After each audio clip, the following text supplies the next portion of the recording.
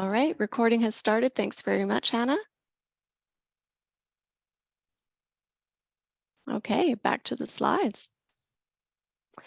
So first of all, we're going to start with some introductions.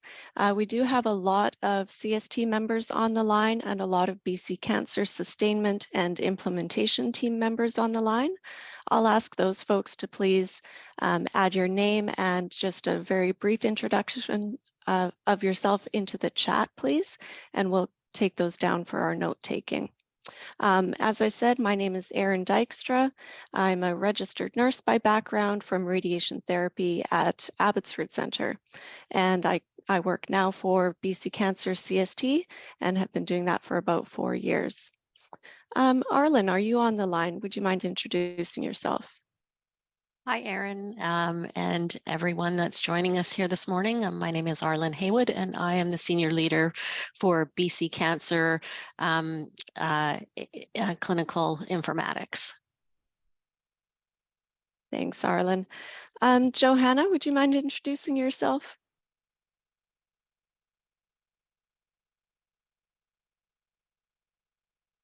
Oh, we might have lost Johanna, actually.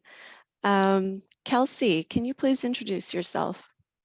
Hi all, my name is Kelsey Neustadt. I am a radiation therapist by background and now part of the information system space. So I've been a part of the project since about 2018 and have really focused on radiation a bulk of that time. Thank you, Kelsey. And Sam, if you could introduce yourself too. Hey there, Sam Cruz, the application analyst for the CST oncology team. Been involved with the project for about 5 years now, and I'm basically the design and builder for radiation therapy. Thank you, Sam. Do we have Stacy Miller on the line?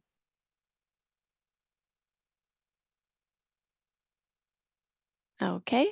Bobby Sue, would you mind introducing yourself? Hi, I'm Bobby Sue Clendenning. I am the lead radiation therapist at the Prince George Cancer Center. And I remember the first set of meetings in 2018. So I've been a lot of meetings. Awesome. Thanks so much for joining. It's good to have your history background and expertise. Thanks. Kelly or Jennifer? Hi, it's Kelly, and I'm the RT scheduling clerk here in Prince George. Thank you, Kelly. Do we have Jennifer on the line as well? No, she's not here. All right. All right, perfect. Jocelyn. Hello, I'm Jocelyn. I'm the treatment resource radiation therapist in Prince George. Thank you. Rochelle. Hi, Rochelle Such-Latosky, Clerical Supervisor, Prince George. Thank you very much. Meredith? And possibly we don't have Meredith on the line yet. Ida, sorry.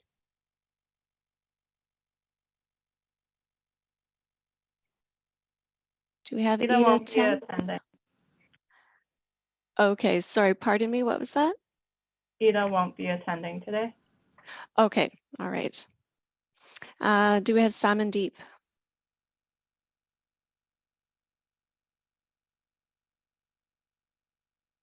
Okay, no Samandeep. And James.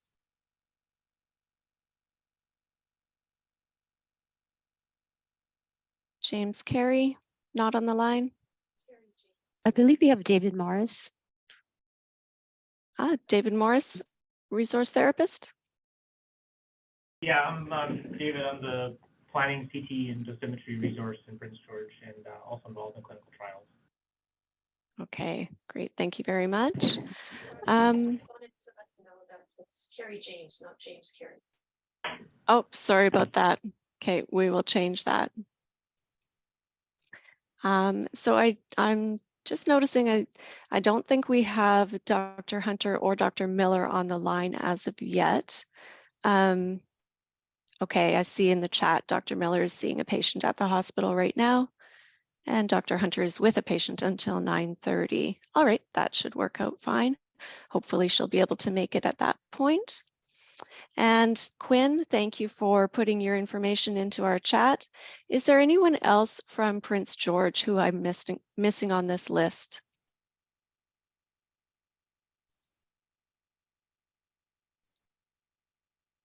Okay, hearing none.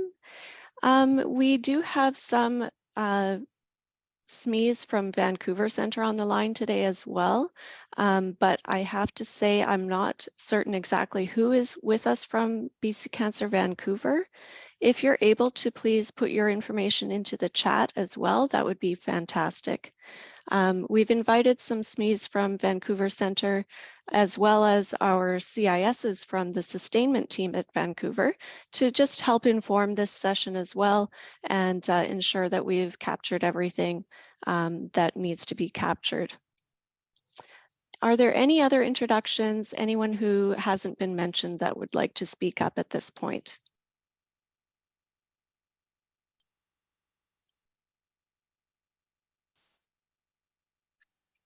Okay, hearing none, thank you very much. So our agenda today, we've already gone through our introductions.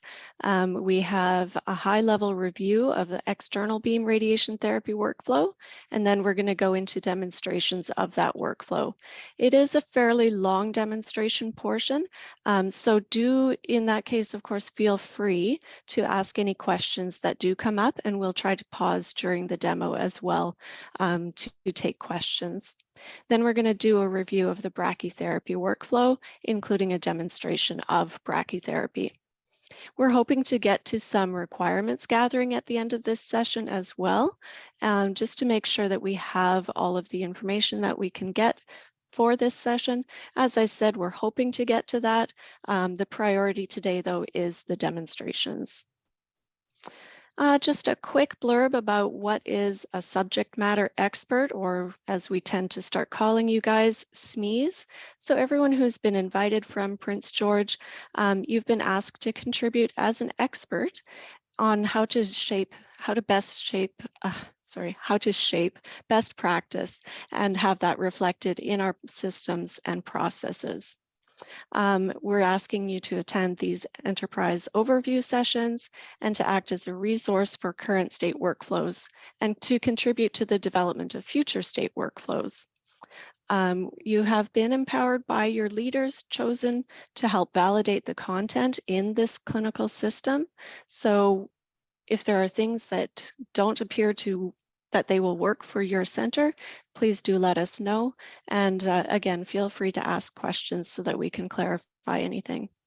We're going to be asking you to complete action items as needed, which might be things like bringing feedback to your clinical areas or engaging your colleagues to gather information. Any questions about being a subject matter expert or a SME? Okay. I'm sure most people on this line have seen a lot of these next slides before, so we're not going to focus too much on them, but really just a quick overview of what CST is. It's the Clinical and Systems Transformation Project, and we're using CST to help implement Cerner at our centers. So health facilities across Vancouver Coastal Health, Provincial Health Services Authority, and Providence Health are rolling out Cerner in the next few years. And of course, BC Cancer is part of the Provincial Health Services Authority. The drivers are to improve patient safety, make sure that we're using evidence-based practice to improve the delivery of care, FaceTime, not chase time, so we can actually see the chart in real time and don't need to be sending emails to our colleagues or looking for the chart, the physical piece of paper, because it will be in the computer instead. We can use CST Cerner to draw on data to help inform quality improvement projects. And it's another goal is to strengthen our core. We want to make sure we have a strong clinical information system.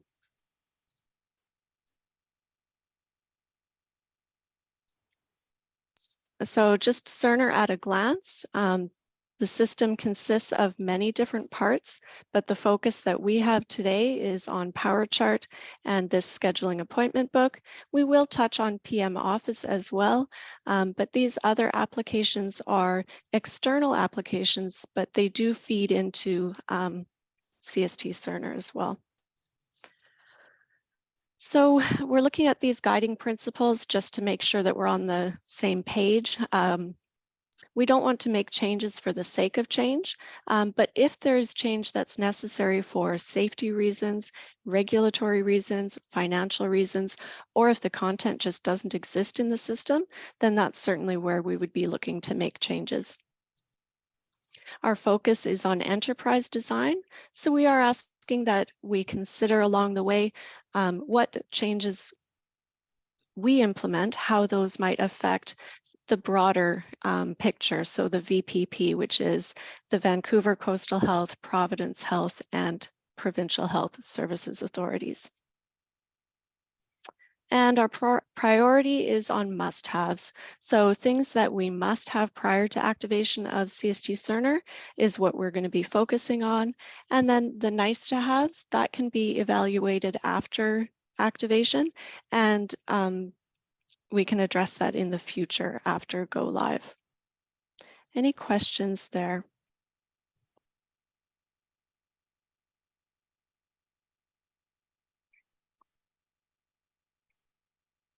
Okay, great, thank you very much.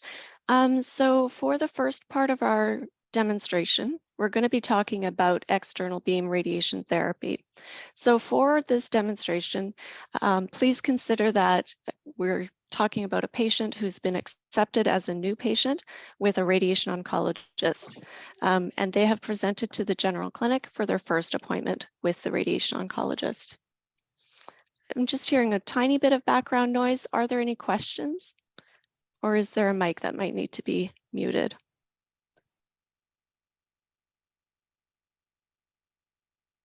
Okay, hearing no questions.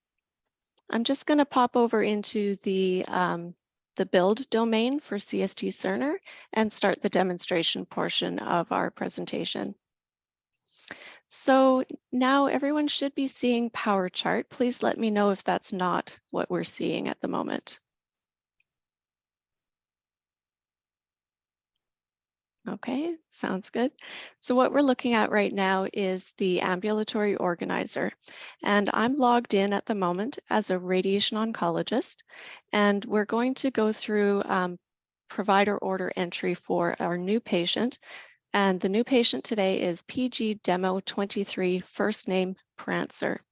So just allow for a moment, I'll just explain the process of clinic check-in. We're not demonstrating clinic check-in in this demo today. That's actually part of a demonstration tomorrow. So I'm just going to speak to it really quickly. Essentially what happens is the patient gets checked in by a clerk, and we already have this patient, well, they're confirmed right now, not checked in, but we can get them checked in just a moment. Maybe actually, Kelsey, if you don't mind checking in this patient, we can see that update here on ambulatory organizer. We don't have to see the update immediately, but yeah, I'll come back to that.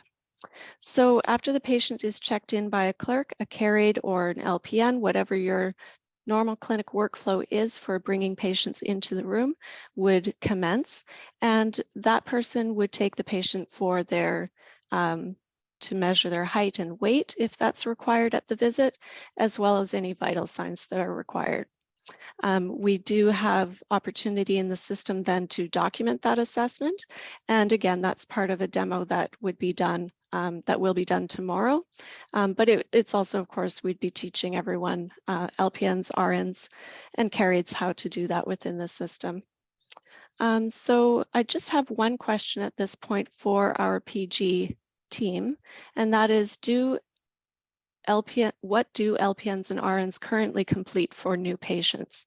And I guess not sure if Samandeep has made it to this call or not. Do we have Samandeep or any other RNs?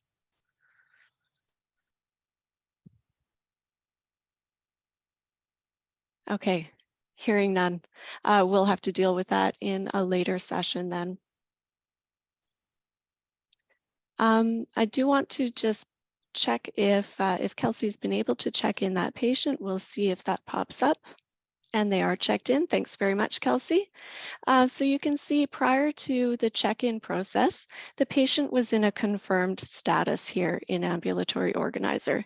And now that has updated to show that they are checked in. Once they're checked in, we can go in as nurses or as physicians, as clerical staff, and we can update these statuses here to whatever is relevant. So right now, we'll say that the nurse has completed their assessment and the patient has been seen by the nurse. So I can update that here. And now the physician can easily see that this patient has been assessed already. You'll notice that for our demonstration today, we are using Vancouver Centre locations, and that's just because the locations are more reliably built out at this point in time, and we want the presentation to go as smoothly as possible. Okay, so now I'm going to go into this patient's chart. If I right-click on their name, I can go into any section of the chart that is preferred. And for me right now, I'm just going to go into the provider view. When we go to open a patient's chart, the system asks us to assign a relationship. And in this case today, I'm the consulting provider.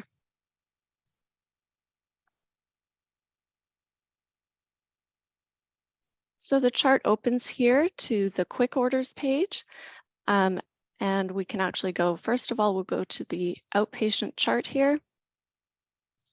And this is where we can review the patient's chart. So this menu here is called the M pages, or yeah, actually, Max, if you could just correct me. These are the M pages and these are the components within the M pages. Yes, that's correct. And M pages is foreign language, so often we'll just refer to them as workflow tabs. Perfect. Thanks so much, Max. So yes, as Max said, these are the workflow tabs. So you can see each of these components within here translate to an area of the chart that you would need to review for your patient.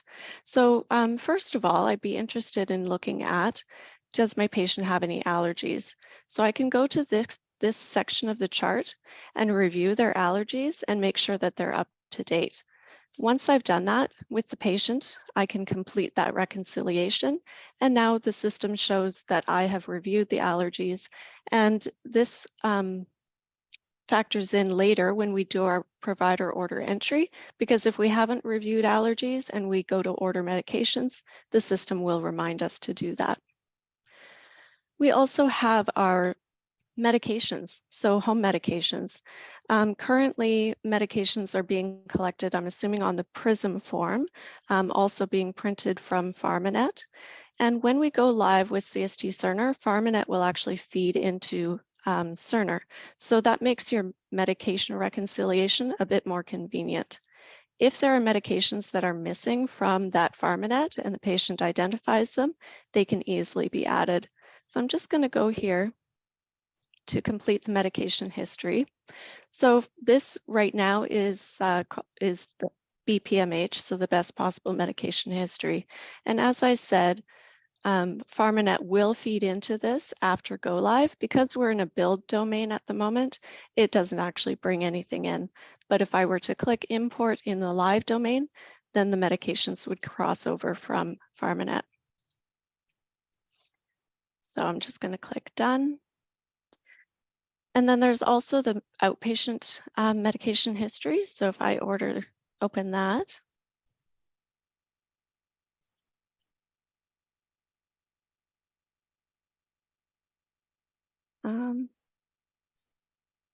Sorry, Max, can I ask for a little guidance here as well? Yep, no problem. Thanks. Sorry, and you're just trying to complete the medication history and reconciliation? Yes, the reconciliation. Yeah, so if you open the outpatient reconciliation from there, yep. Oh, it's because there's probably active orders. So someone on this test patient may have either been actively modifying the orders profile or the BPMH, which is going to prevent you from doing a med rec. Okay, thank you. So basically in the live domain, once again, this would not happen. If we were to click on this outpatient section here, then we could see all of the patient's current medications listed, and we could indicate if we felt a need, we could indicate to the patient which medications they may need to stop taking. Of course, it's not your responsibility as the consultant to determine which medications they should stop taking if it's not within your purview, such as, I mean, diabetes medication is kind of the first one that comes to mind for me. And Aaron, just for the purposes of order entry, can you click on the meds history hyperlink there and just come in to take a look? I just want to make sure that we're showing Sure. it. Okay. So I think it's because this patient has a couple of outpatient orders, but not truly a home medication documented.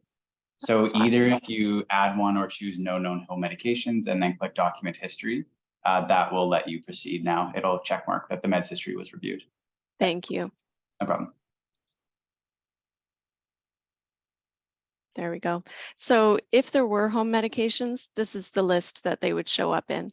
And you can see here, there's a play button for things that would continue, a prescription if you wanted to actually write a prescription for any of the medications that would appear in this list, and also a stop if there's if there are any medications that need to be stopped.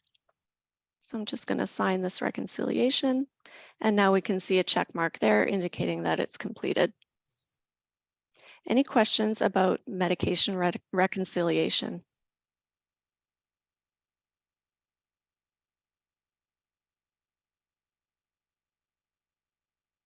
Okay, hearing none. At this point, I'm going to actually navigate to the quick orders here, because we've now assessed our patient. We've had a conversation with them about what the proposed treatment plan would be, and we're now ready to order the radiation treatment.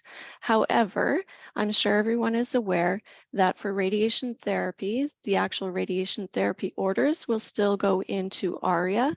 All of the technical information will still be housed in ARIA even after Cerner go live. But what we need to do here in Cerner is to create just an order so that it's visible within Cerner for everyone to see. In this case, we are pretending that our patient is a lung patient, and we're going to order this power plan. When I click on that, it goes to my shopping cart over here, and I can click on the shopping cart and click Modify Details. And that opens up the order so that I can see what components are within this order. So the first thing I'm going to check off here is the radiation therapy treatment. And this wants me to select an order sentence. So when I click this down arrow, you can see that there are two options. Because lung therapy could include brachytherapy at some of our BC Cancer sites, that's one of the options listed here. And you can see the order sentence here states it's for lung, and then to refer to ARIA for the treatment requisition. This order for future visit just puts this order into a future state, which could, if needed, be activated at a future time when the patient comes in. So I'm going to select that order sentence. It opens up a few more options for me if necessary. Anything that is a required field would be showing up in yellow, and I would not be able to sign this order without satisfying those fields. Just looking back at the order here, we can also assign ourselves as the oncology lifetime provider, which is akin to being MRP. And once I do that, this blue icon comes up showing me that there are other details that need to be completed for this order as well. And if I double click on that, or right click and modify, then I can see what needs to be satisfied within this order to move on. So the action here is if I'm adding myself as the oncology lifetime provider, then I would click add or update. And you can see that this is the option to remove yourself as well.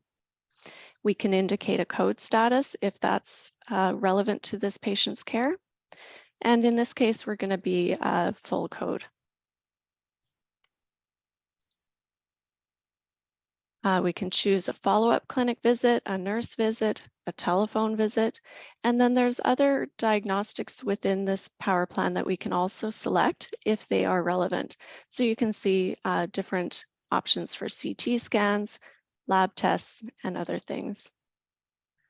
Just going to scroll down, keep showing a few more things. If there were medications that this patient required for their clinic visits, such as high anxiety, they might need Ativan, we could select that. If they had pain, we could choose options for analgesic administration when they come for treatment. If we wanted to provide a prescription, there's a list of common prescriptions here. And then some internal referrals. So if applicable, you could do internal referrals to other BC Cancer teams. So you can see obviously medical oncology here, pain and symptom management, PFC, nutrition, all of those. Any questions about these orders before I sign them?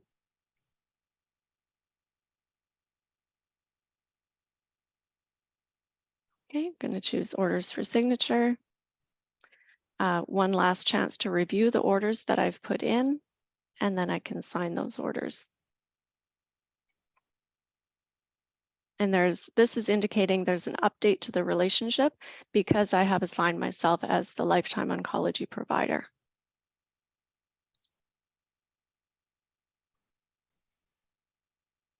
Okay. Just going to make sure that I have completed all of my assessments, and now I can go ahead to document on this patient's chart. So again, going, yeah, for sure. David in Prince George.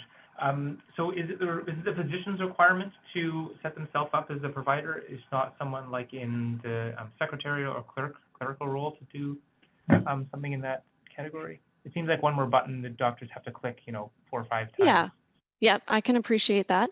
I would like someone else on my CST team to speak up if I misstate this, but I do believe that once we click that box, the order goes to clerical staff to actually set that up in the system. Is that correct? No. So Aaron, I do believe it is automated. So just to the question, there was the decision was that there is the ability for the physicians to place the order to update themselves as a lifetime provider and remove themselves. If that is not done as part of the visit, there also have been audit reports put in place to look for, I believe there's a certain time criteria for patients post their first visit that do not have an oncology lifetime provider, and the clerical and secretarial staff do have the ability to look at that information and update it in the background if the provider does not. But I do believe, Aaron, that process is automated. Okay, right. So it's one click, but one click for the provider. It doesn't need to go to a request list. David, did that answer your question? Do you have a follow-up? Yeah, that seems okay. Thanks. Okay. All right, so I have navigated now back to the outpatient chart tab, and we're looking at the different options for documentation. So in this case, this was the patient's first visit, so I would choose radiation consult note.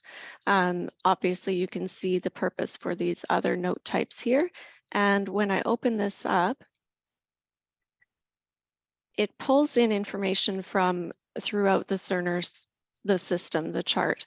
And if there were other histories here, then those would pull in as text, any pathology, cytology, lab results, many different options for information do pull into here.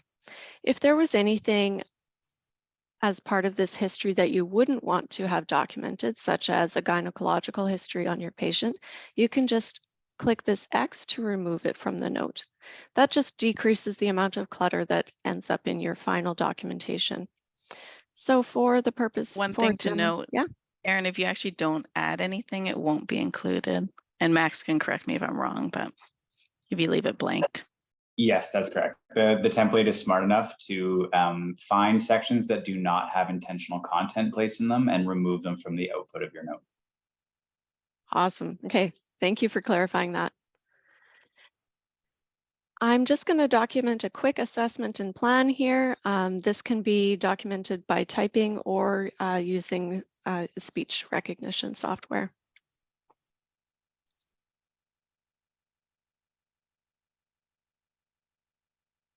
And we'll say that this patient has consented to external beam radiation.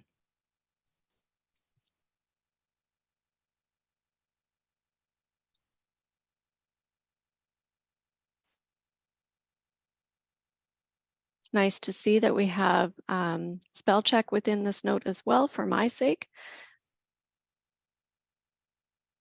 Here we go. And when we click sign and submit, this takes us through the whole rest of the signing process.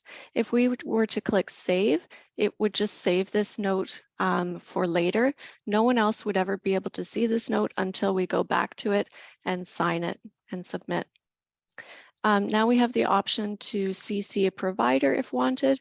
Not going to go too deeply into this page because you'll learn more about this in your provider sessions. I think one thing I do just want to call out here, Erin, is that if you click on the relationships tab, we often get questions from some of the providers in terms of where does the information display about lifetime relationships. So this is where both the external referring provider, the primary care physician, and also the lifetime oncologist will display in the lifetime relationships here to be able to send copies to. So I just wanted to highlight that. Perfect, thank you. Are there any questions about this note before I sign it?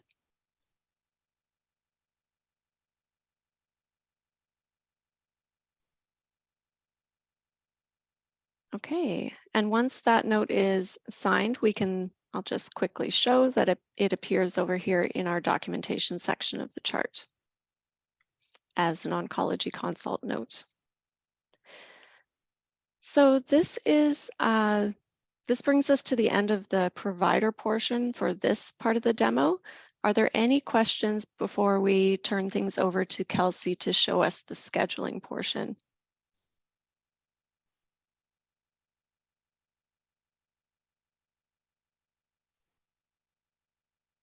Okay, I'm going to turn it over to Kelsey now. Thank you very much.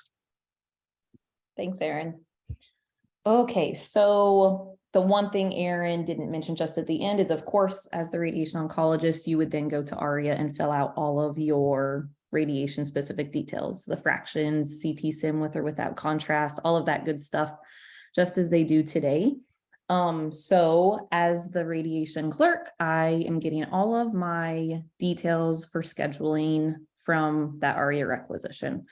So because of that, we just do straight scheduling versus working from a request list like a lot of other clerks do. So I'm just going to walk through for demo purposes. Oftentimes you may just book their CT, but today I'm going to show you kind of all together. So don't get too overwhelmed. We'll go into way more details and we'll figure out your workflow with all the scheduling pieces at a later date. But today, so we are working with PG demo. So I'm going to first find my patients. And today it is Prancer. And you can see all of these encounters here. So I'm going to pretend that I don't have any radiation oncology encounters, which you may, perhaps this is a returning patient, but we are going to start with a net new encounter. So I'm going to add encounter. And then you have to find your facility, which is BCCVA. Again, you would find Prince George when it is your turn, and it's just searching on my other screen. So for this, at the point of CT, we will be doing recurring encounters, but we will select the pre-register outpatient and we say, okay. And then my encounter info will pop up, and this is where we will put in some details and then we get to start scheduling. So my patient info should all be good. If you have any clinic flags that you wanted to add, you could do that here. And I think, oh yes, it's right here. So if my patient was dual modality and you knew that from the ARIA rec, you could always mark this as a yes. But for today, we're leaving that as is. So I will go to my encounter info, and this is the screen you guys will become experts at. So like I said, this is going to be pre-recurring versus an outpatient. Our medical service, of course, is radiation oncology. Reason for visit, we'll just do, oops, caps lock. Radiation treatment. The unit will be a BCCVA wrong.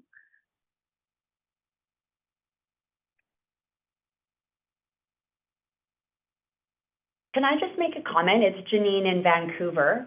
Yeah.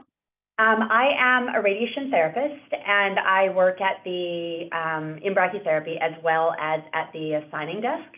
And so I just wanted to give a heads up to Prince George when they go live that it is extremely important that they educate their check-in clerks on the importance of making sure that when a patient is checked in for the first time, that they change that pre-recurring encounter to recurring. Yes.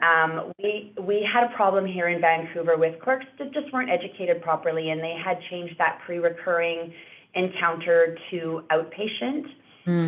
And so all of the appointments, so there are some patients that we pre-book treatment appointments for. They'd be patients like that are perhaps on a study or are pre-booked for concurrent chemo radiation therapy. And so all of those pre-booked appointments that were attached to that pre-recurring encounter, so this would be, say, when the patient checked in for the CT appointment, and all of those appointments were canceled by the system. Yeah. So I just hey, this is Sam Cruz here. Hey, Sam. We're going to be covering. Hey there. So we're going to be covering the clerical workflow related to scheduling on Friday. Oh, excellent! I just wanted to give a heads up. Pieces that I emphasize and we'll cover. So we will take care of that with the clerical staff. Excellent. Glad to know. Thank you so much. You're welcome. Good things to bring up though, lessons learned. Okay, so then the other very important tab. So of course, you'll want to make sure you've got your patient info filled out, all of that encounter info, and then definitely you can, of course, you may need to check all these other tabs, but the ready to treat date we know is very important to you guys. So we do need to fill this out. So the treatment order and requisition, I'm just going to say I received it today. And for demo purposes, I'm going to say that this is basically a symmetry, and we're also going to be ready to treat today. If that ever changed, you can see that you have some other tabs that you can come back into this encounter and you can update accordingly. There are, I believe, audits or reports that can be ran for all of this for your statistics. So then I'm going to hit complete over here in the right corner. And this is great. So you can see that I did not fill something that was fill out something that was required. So you can say, okay, and it will actually take you directly back. Okay, so at the bottom of the encounter, I knew this, the estimated date, time of arrival. So this will be today. And I'm just going to say, we'll just say 10 o'clock. So now I should be good to go. So now I will say complete. And then because I created a new encounter, this pops up. If you wanted to note it for whatever reason, you could, but I will just say, okay. At this point, because I'm going to be scheduling, okay, so this is just a window. You'll probably get this often. It's just any future appointments that this patient has. And as we remember, we saw all those encounters on this test patient. So this is no shock that we have some future appointments. So you can just say, okay. And then my patient is pulled in here, and this encounter is what I will be working with as I'm scheduling these appointments. So my appointment location is BCCVA. Of course, you would put PG, and then you would want to find your specific location. So I know for their CT sim and all of their treatment, it's going to be BCCVA Ronc. So I'm just going to scroll down and find Ronc and say, okay. My appointment type, oops, is just BCC, not VA. My appointment type, sorry guys, BCC. Try typing in Ronc. Yeah, appointment type, start with Ronc. Wrong. So it's wrong. It's RONC and then And the space in tumor the group. tumor group that you want. Yes. Thank you. Thank you. Okay. So yes, if you know the tumor group, Ronc tumor group, and then it will just pull up everything that you need. So we are going to do, I actually want the CT. So what I actually don't want this first. I want. You can just type in, type the ellipsis, and it will give you a bunch of stuff. So we're going to do the Ronc CT sim with IV contrast so we can demo that piece. So I'm going to say, okay. And then from there, just in Power Chart, anything that is yellow, that is required. So the ordering provider, do we have a preference, Erin, or do you just want me to use the Sarah Hamilton that I had earlier? Yes, that works. Okay, perfect.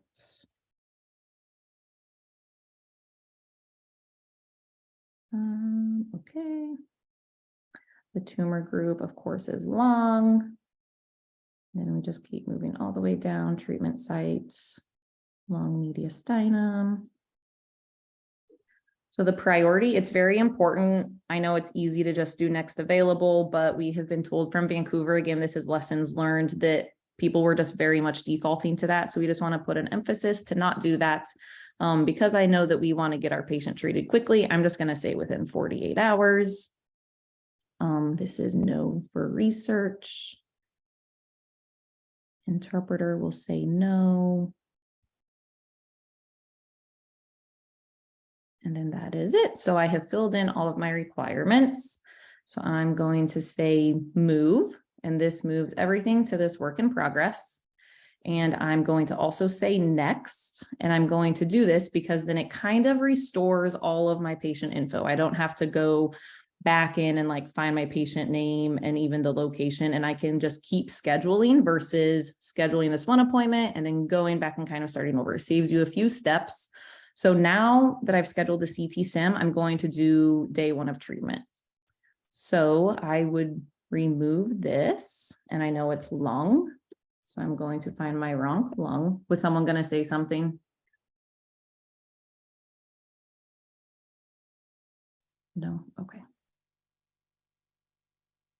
Why is my appointment? If you just leave Ronc in there alone, there you go. Now you'll find what you need. And we are doing IMRT. So I would do Ronc lung. The first appointment will always have new on it. So say, okay. And we will just go down, make sure that we don't want any of the optional resources. Radiation treatment is fine. I still have Sarah Hamilton. Lung, and the treatment intent. I don't think this matters at this point. I may have done non-curative originally, but this is only a required field on that day 1 of treatment. And then this should all be good here. If you want scheduling of comments, you could put lung treatment or something. It is important. This comment section does show up on the ambulatory organizer. So that can be really helpful for the nurses and the therapists. So same thing, that is all happy. So I can say move and next. And same thing, all I need to do is now remove the new, because now I'm going to schedule those in between appointments, if you will. So the rest of the fractions, I'm going to say, okay. And then same thing, all of this should be happy. So you really shouldn't have to check this, but I'm just going to show you. You could put comments in there again if you wanted to. I'm going to say move and next. And then the final thing will be that final treatment. I'll show you how you can get more recurring appointments there in just a moment. So say, okay. And again, you just want to make sure that you don't need to add anything new here. We know that we don't. So we're going to say move and next. The last thing I'm going to schedule, and again, you may not do this all at once. We will figure out your workflow at a later time, but would be all of those on treatment visits. So maybe for lung, you just see them once a week or whatever your typical process or protocol is. So here we are going to do the It is Ronk Lung still, so For patient, if you're doing patient review and you're doing the on-treatment reviews, then the location needs to change for Vancouver to BCC VAPR. Thank you, Sam. You're welcome. We know that in Prince George, they use the general clinic for their on-treatment reviews. And here you can find the Ronk Lung on treatments. So we will say, okay. It is important to select the provider or it will just default to the first available. So these are some of the little nuances that you will want to pay attention to. So here I will just see if my Sarah Hamilton is available. We'll say, okay. And then same thing, make sure all of this is happy. My group is lung.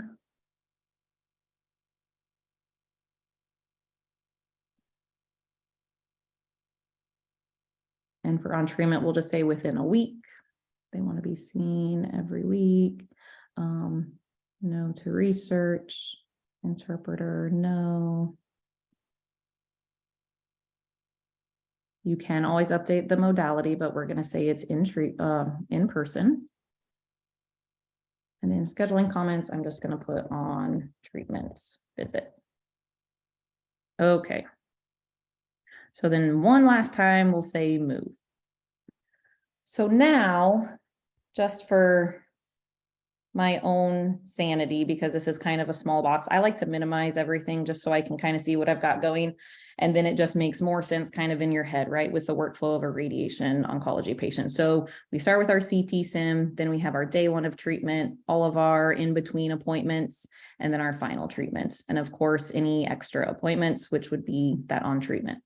So we can start with our CT sim. For demo purposes, of course, I'm going to schedule it today. So on my calendar, I know that I've got it for today. So you're going to click on the first resource, all of these little books. So these are the 3 resources with this appointments. So I'm going to move it. I think I said, well, because it's almost 10 o'clock, we'll just say 10. So I'm going to just drag and drop over here to 10 o'clock. And it's for 30 minutes. Great. I'm going to say, okay. All of my books close, so I know that it's satisfied.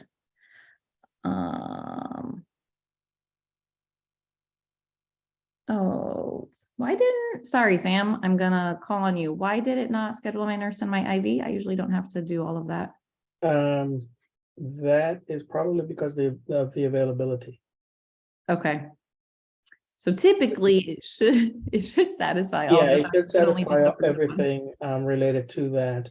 Another option that you can do is you can use the suggest and see what gives you what availability you have for today. Okay, let's do that just so we don't have to be going to multiple items. So correct. Now just hit these suggest button for today. Great. Yep. And see what you got. I guess the earliest.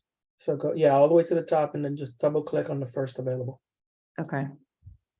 There you go. And then click OK. Say okay. And then that'll satisfy the nursing. Lovely. So now everything is good to go. Okay, thank you. And then for my Ronk Lung new, same thing. I'm just going to open this. I click on my room.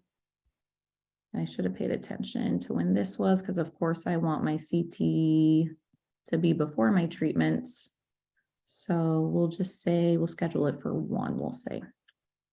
You want to take a look at when the IV is removed, so that you know when the entire procedure is ending. Okay. Okay.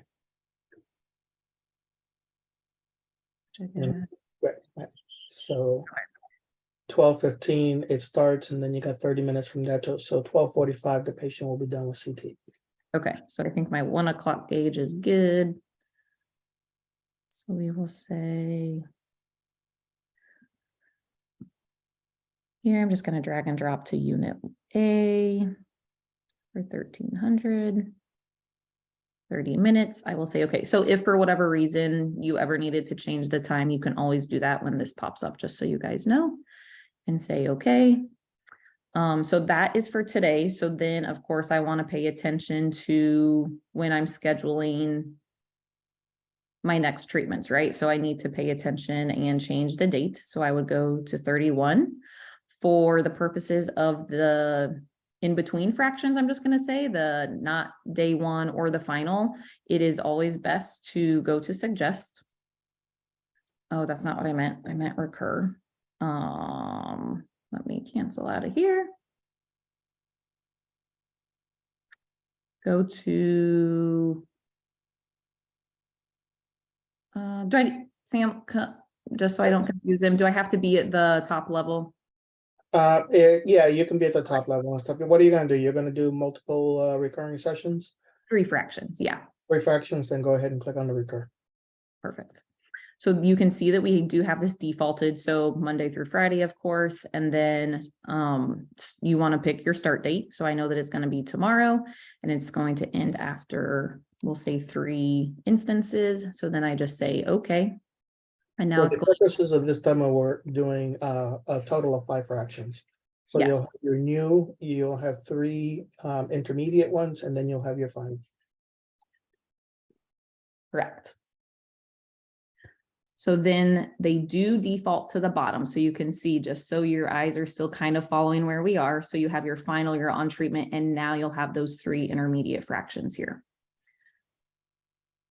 So I've got my first one open. I'm going to go to tomorrow.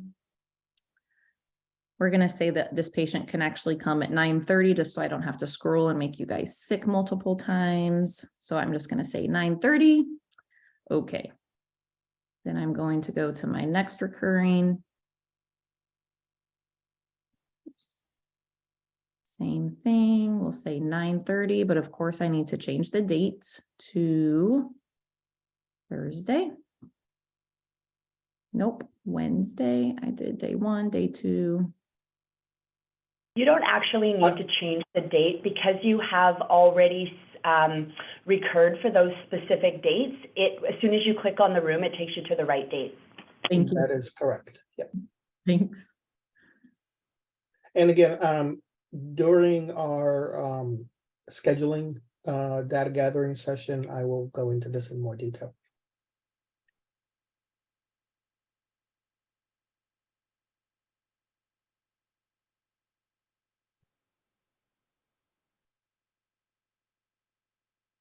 Okay, so now I'm going to book the final.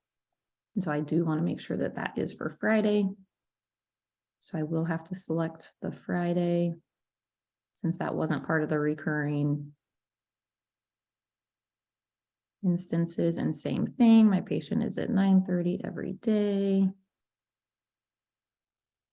And I'm going to say, okay. All right, so my last thing I'm going to schedule is that on treatment visits. And we'll just say it's going to be on Wednesday, kind of in the middle. So then Sarah's, Dr. Hamilton's schedule would pop up. And of course, she probably has nothing available. So I'm just going to override, but in real life, you would not do this. So treatment's at 9:30. So I'm just going to say at 10 o'clock, we're meeting with Dr. Hamilton. And yes, I'm going to override. You shouldn't ever have to do this, but I'm just going to say provide a request and say, okay. And we certainly don't need 8 hours. We'll just say And there are 10 minutes for the on-treatment reviews. 10, thank you. And we'll say, okay. So now I can see that I have all of my books closed, everything is red, and we are good to go. So very important to go up to the patient level, go to their name, and then you can confirm all of these at one time. So then just an easy, at this point, actually, before I do that, does anyone have any questions? Sam, anyone from Vancouver, do you have anything to add? Okay, great. So I will hit confirm. It's just popping up all of this. We just have a question. Yeah. This does seem like an inordinate number of clicking continuously in every part of this program. Is there any process to streamline some of these hundreds and hundreds of clicks that have to be done and all the various menus that are just word heavy in every sense. This doesn't, yeah. If you, sorry, Janine in Vancouver again, if for a bunch of recurring appointments, if you click suggest and let it find the times for you, that'll minimize a few clickings, instead of going one by one if you've got 35 treatments worth of clicks for a patient. But it has been my experience that Cerner is click heavy. Goody. Also, once you get, because I help the clerical staff in terms of scheduling appointments. Once you get comfortable with it, instead of clicking, you can actually tab through a lot of the fields. And then you can schedule pretty quickly.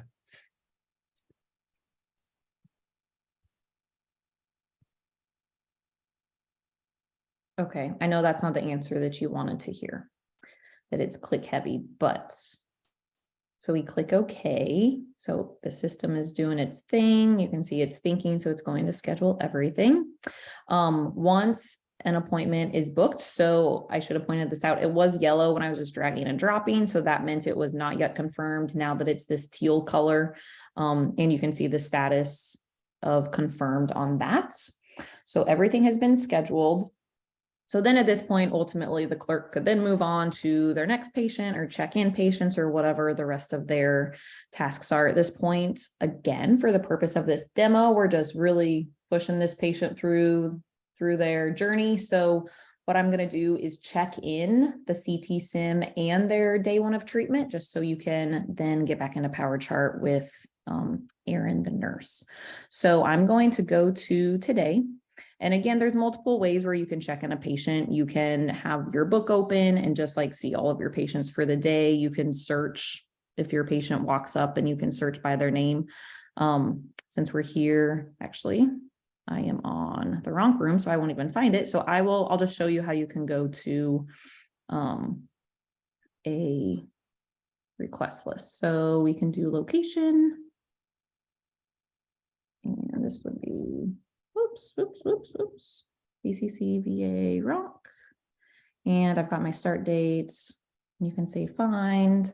Yeah, there's actually an inquiry for location check-in by patient, location check-in, which is, we'll teach this. It's our recommended way of doing it, where it basically lists all the patients that are coming in for that day, for that location.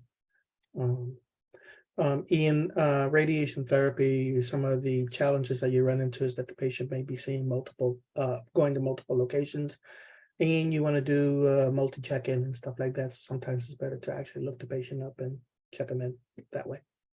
Right. So I have my patient and I can just go check in.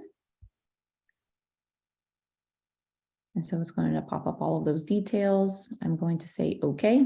And this is, I'm sorry, from Vancouver, I don't remember your name, but this is what she was pointing out. It's very important for this conversation. So you can say, well, it's register outpatient, but register outpatient conversation. Then once you get to the next screen is where yes, we'll emphasize the importance of making sure that you're changing it to the correct type.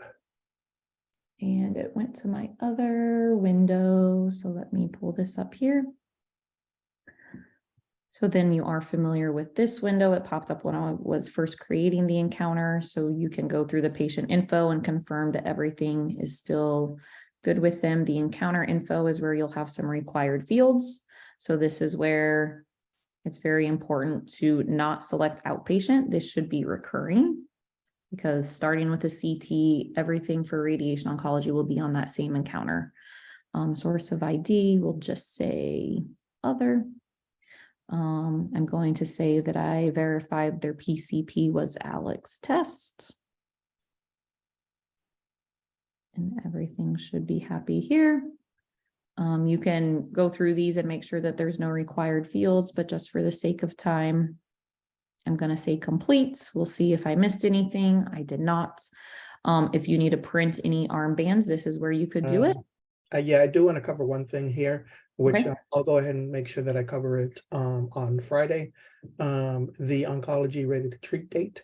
You did not enter it at this time, but you would get that from the RA requisition, and you would put in their RTT date and the requisition date. Yes. So I'm going to say okay to do not print.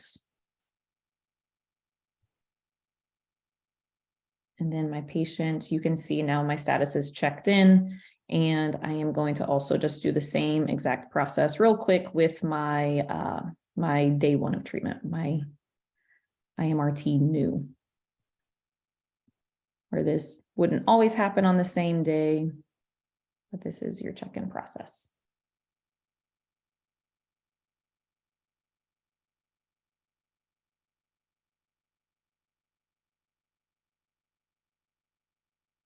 And because you have already checked in one appointment on the recurring encounter, most of this should be all good to go. You really are just kind of confirming if their insurance has changed.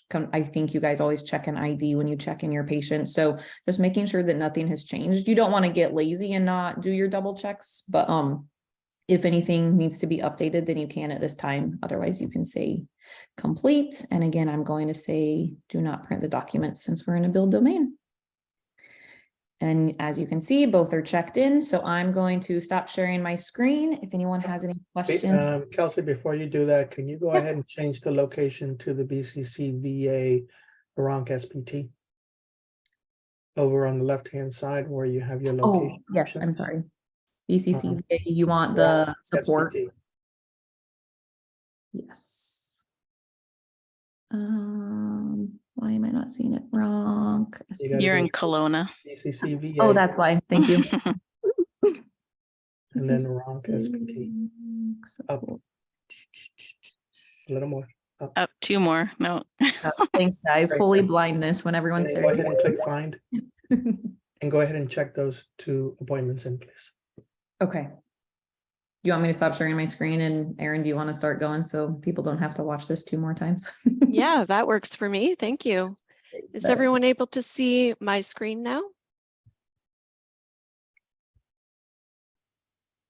Yes, Erin, we can. We're seeing power chart. Oops, just clicked on accident. There we go. Okay, so as Kelsey has shown us, she has created all of these appointments for us in Cerner, and I'm now logged in as a registered nurse, a radiation nurse. So I can see all of the appointments coming up for this patient that I need to go and just refresh for 1 second here. So I can see now that the IV nurse IV start appointment is checked in, and I'm going to go ahead and take this patient into a room. And again, just quickly to let you know, when I'm done, I can update this to seen by nurse so that the radiation therapist knows when it's time to take the patient in. Just a quick question for our Prince George team. When a patient does have IV with contrast, who sees the patient first? Well, it depends on timing. So if we happen to have space to educate the patient first, I do that first. Sometimes the nurse might see first. So okay, really it's not always usually nurse first, but not always. Okay, so sometimes the educator might actually take the patient first. Mm-hmm. Yeah. Okay, that's good to know for our workflows.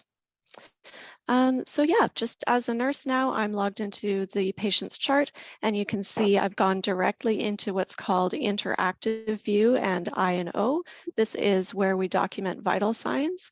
Most of our documentation for nurses in oncology will occur within this ONC-HEME BMT assessment band, and each of these bands speak to different types of workflows and so just if clicking on these bands, you can see different options for documenting within. Just going back to the ONC-HEME BMT assessment band now, what we're going to be doing with our patient today is bringing them in for an IV start for contrast. So your workflow as far as your assessments does not change with Cerner.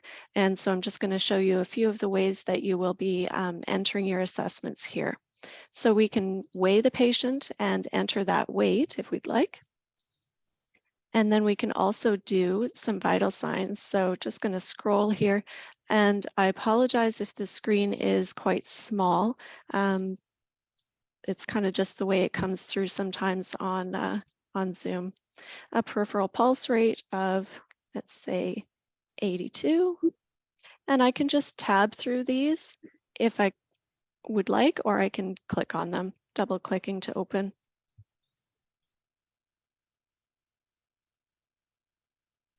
And we just need a respiratory rate, O2 sat.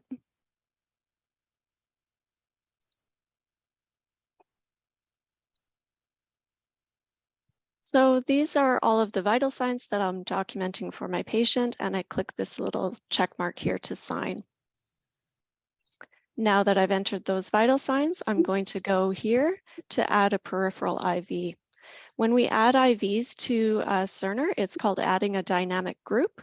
So I click on this icon to add a dynamic group, and I can document my IV insertion here.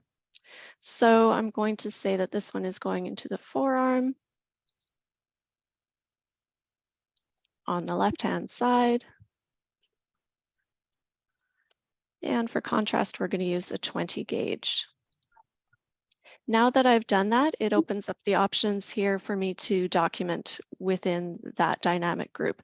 So you can see this title here is showing the IV that I've just inserted.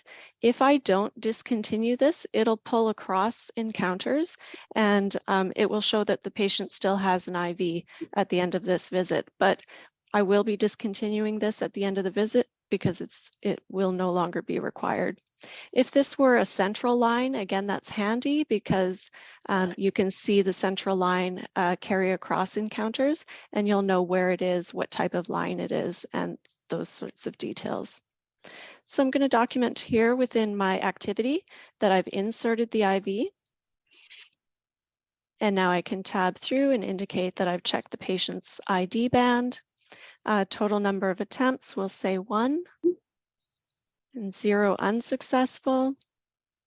And then just the details of cleansing the site. Did I use warm packs? Did I need a vein finder? Did I use a tourniquet? Lot number, you only document what's relevant. So even though all of these options are here available to us, we only have to document within those fields that are relevant. So I'm satisfied with my documentation. I'm going to click the check mark to sign. Okay, now that I know my patient's vital signs are checked and their IV is in, I'm going to go back to ambulatory organizer here and indicate that the patient has been seen by the nurse. Any questions about the nursing steps I've just shown?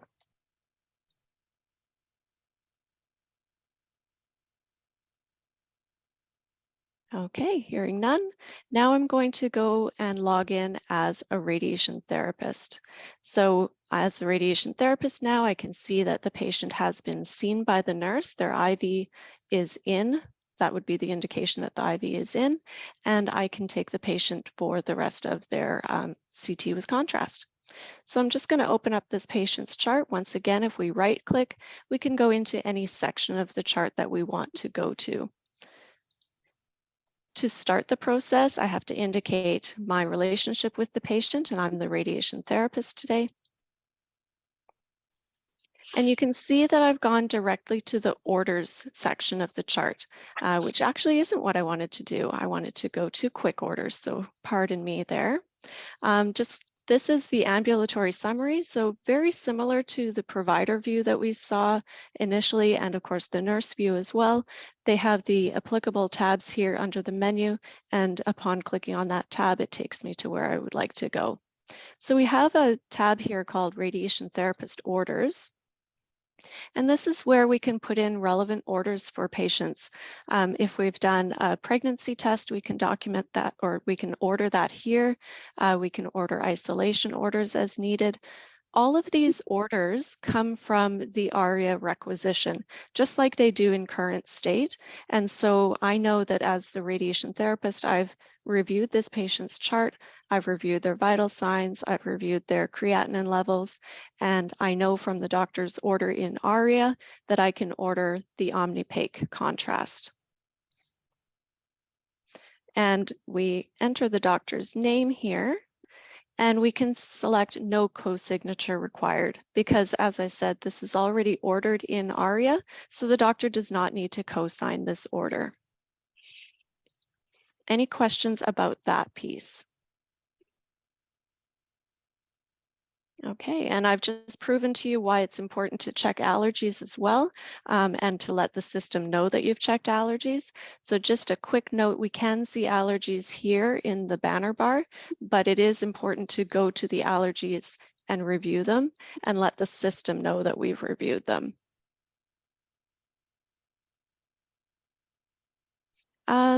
Anyone on the line able to tell me? I'm not sure why this power form opened up for me.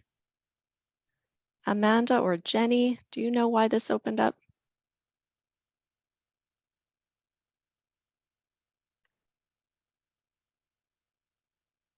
Nope, maybe not.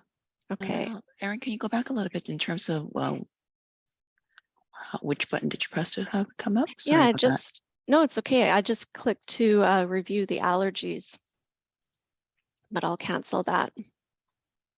So I'm just going to order the contrast. Sorry, Jenny. So you could see upon ordering the contrast, the system wanted me to check the patient's allergies. So of course, that's a safety feature in the system. And now I'm going to complete the ordering for the Omnipaque. I can double click on that and it opens it up, and you would enter whatever dose is clinically relevant here. If there was anything else that needed to be addressed, it would show up in yellow, and I'm sure that there's nothing else we would need to change here. So I can sign this order. And now that I have signed that order, it should appear in my MAR. So I can see now that the order has shown up in the MAR and it's ready for me to give to the patient. At this point is when the patient armband label comes into play. Cerner has a system for closed loop medication administration, and Omnipaque is part of that closed loop process as well. So like any other medication, with nursing, we have to go to the medication administration wizard, which is what we're going to do as radiation therapists as well. So I'm going to click on this application. And this is where I will scan my patient's wristband. So when you are in the live system, it's very important to always scan your patient's wristband and scan the medication. When we scan the medication, it also shows up in this next window. It's ticked off here. So we don't have to manually indicate that that's what we're giving. It's automatic upon scanning. So I'm going to open up this window wide so that I can see other options here. And this is where we will enter the contrast media lot number. And I'm not sure how many numbers are indicated here, so I'll just enter some random numbers and an expiry date. Once again, this is going to be random for demo purposes. You can see the system has filled in the volume of the Omnipaque here for us and the rest of the information. So who is actually administering this? This would be your name, the radiation therapist that's administering the contrast. When I click OK, and then I can click sign, and you can see now it's showing up as complete. So that's me documenting in the system that I'm giving contrast, and then you would proceed with the rest of your contrast administration workflow. Any questions about IV contrast? Go ahead, Bobby. Okay, just in terms of the contrast, the names that's in the drop downs, if there's a change to the contrast name, how do we get that put into the system? Yeah, that would be a sustainment activity. And so I think we would probably, sustainment team at BC Cancer, please correct me if I'm wrong, but I think we would just start by entering a JURA ticket and then take it from there as far as next steps. So we would put in a JURA ticket to have that change made, and then we would connect with CST Cerner to get that implemented. Okay. Bobby, are you noticing that there's a discrepancy now or just in the future? No, now we actually are using Omnipeg 350 just because there was a shortage. So we that's the one that's coming through now. So So yeah, we need those details so that we can add it prior to your go live. okay, I'll get that for you. Thanks. So I have a question just on that, to tag on to Bobby's question. So if we get a new order and we put it in, how long will it take? Are we not allowed to use the new contrast until the order's, I mean, how long are we taking it?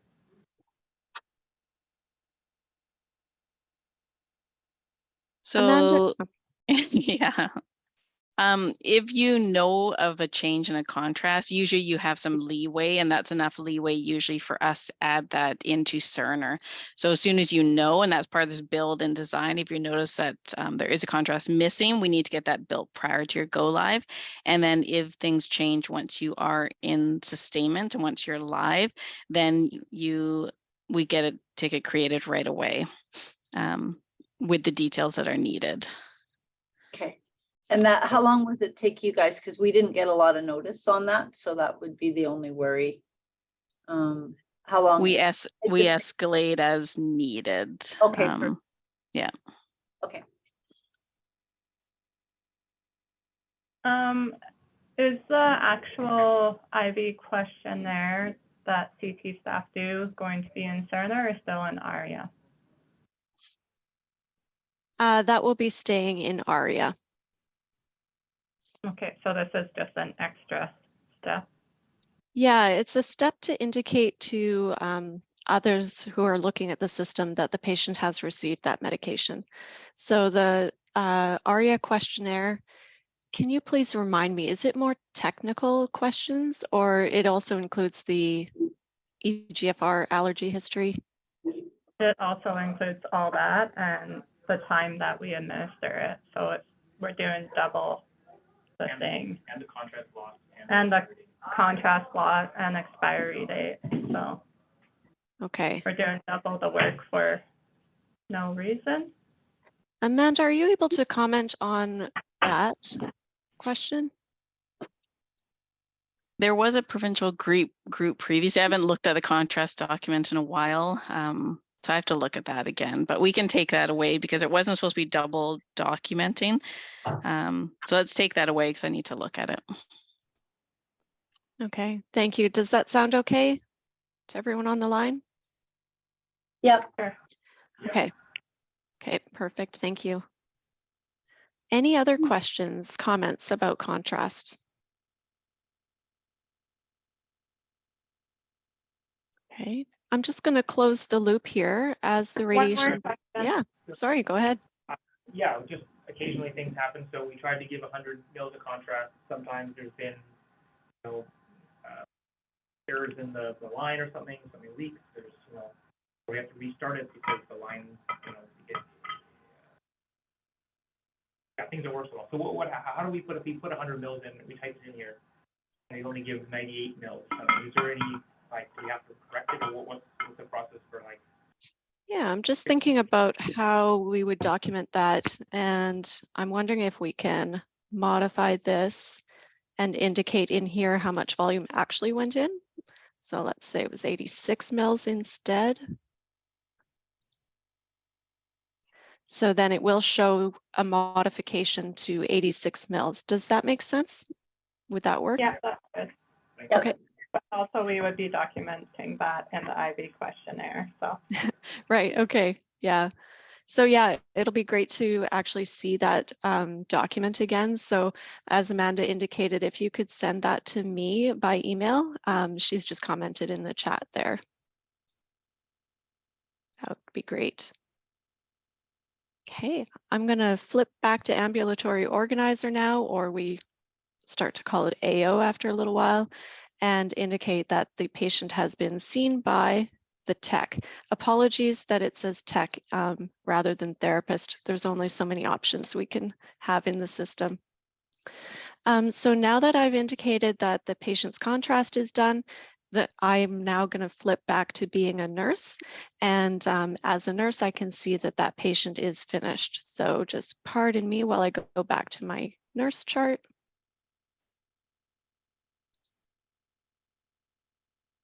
And just have too many charts open at the moment.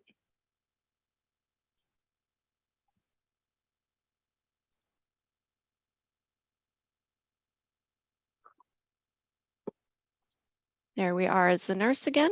I'm just going to do a quick refresh, but we can see actually that AO does update occasionally in the system. We'll be talking more and more about refreshing and refreshing often. If the system automatically refreshed everything within it, then we'd get bogged down, we'd never go anywhere. So there are certain functions that refresh automatically, and AO is one of them. So you can see that even though I've flipped to it as a nurse, it is showing me that that the patient has been seen by the tech, or the radiation therapist, I should say. Now I'm going to go into this, the patient one more time as a nurse to remove their IV. So as I mentioned, there's this dynamic group, and what we're going to do now is actually close the dynamic group. But first I'm going to document that I've removed the IV line. So just opening up the activity here, we're going to say that the IV has been discontinued. And we're going to just apply gauze, and we're going to say that the bleeding did stop within, a reasonable amount of time. Removal reason is that it's no longer indicated. Okay, so just signing that. And then I can collapse or close this dynamic group. Okay, any questions there?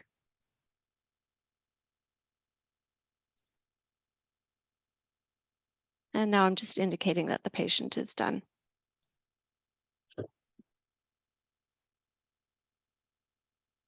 Okay, if there aren't any questions at the moment, I'm going to go back into PowerChart as the radiation therapist. And I thought I had this patient's first appointment here visible, but I'm not seeing it now. It's just your resources at the top, Erin. There you go. Yeah, thank you. Which one am I missing? Should just be Ronk. Yeah, search for that. And it should just be, as long as you have the treatment rooms, so that's what we're looking for, and versus the CT sim. Yeah, that should do it. All right, thank you very much, Kelsey. So you can see now we're going to flip to pretending that this is the patient's last treatment, actually. I'm not going to go through the whole process of looking at a first treatment. We'll be covering that in all of your learning sessions, but I would just like to show the last treatment. So if we could just pretend for me, sorry, that this says final treatment here. I'm going to go into the patient's chart as the radiation therapist, and I'm going to, this is assuming that I'm giving the radiation today to this patient, and we're going to go to interactive view when the treatment is done. So the last treatment has been administered now, and we're actually going to send a notice to Cerner to discharge this encounter. So I can go to iView, and I need to look for course complete. And that's in the current visit status. And you can see, obviously there's a lot of lines here, and I know I was concerned when I first started looking at Cerner about how I would, adjust my eyes to be able to find everything that I'm looking for. It's like a lot of things in life. Once you do it a few times, you will get more accustomed to it and be able to find things much more quickly. So I'm just documenting this current visit status here today to indicate that the patient's treatment is completed. So when I indicate that the treatment course is completed, that sends a notification in Cerner to the clerks so that they can do their job of discharging the encounter. And I'll sign that. And then as is your current process, you would send a treatment completion note request to the oncologist through ARIA. So that will still occur in ARIA. Any questions before we flip to Kelsey to have her discharge this encounter?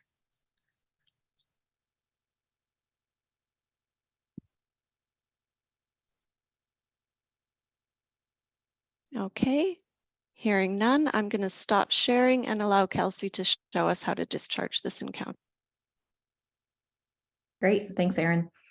So as a clerk, you will be monitoring a few things in PM Office. So this is just a different application compared to your chat book. So these will be two places you pretty much live.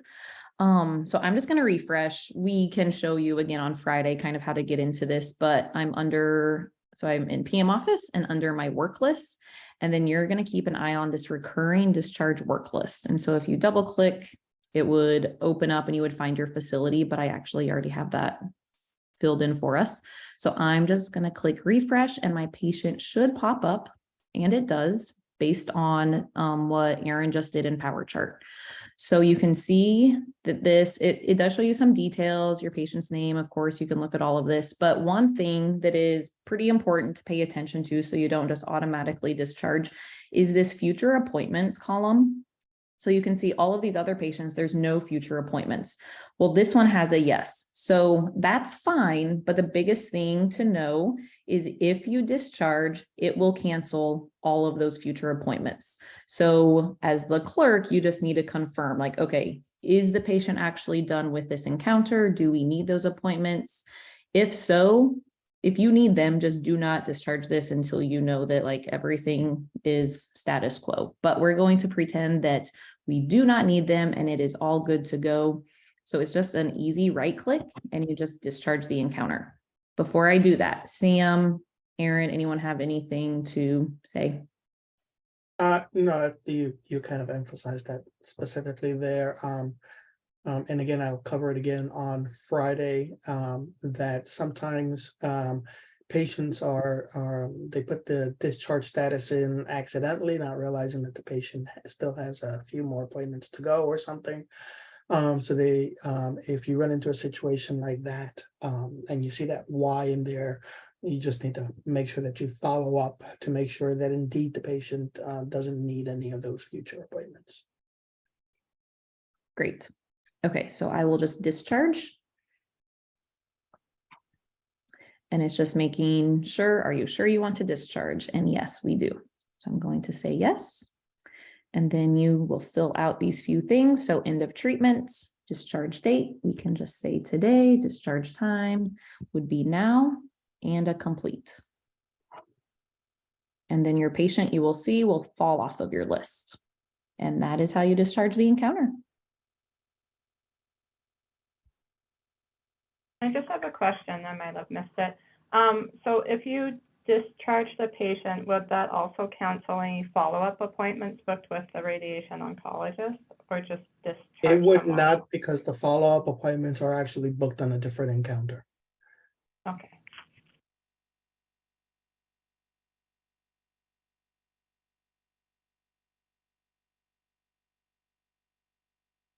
Okay, any other questions related to scheduling?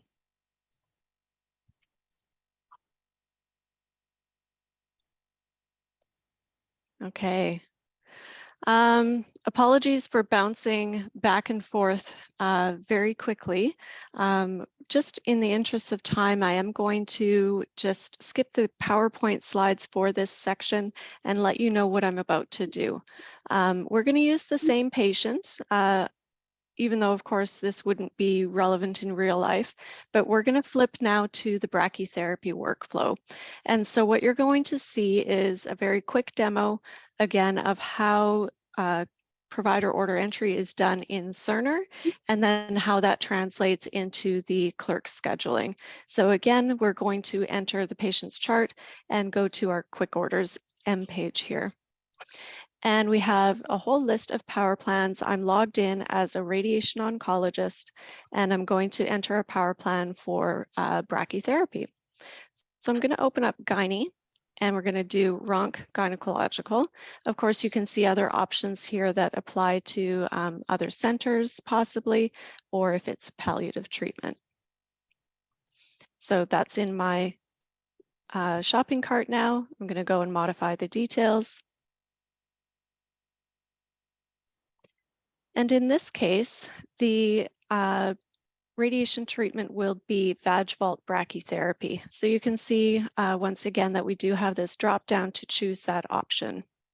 I'm not going to belabor this ordering process any more than that, and just go ahead and sign it.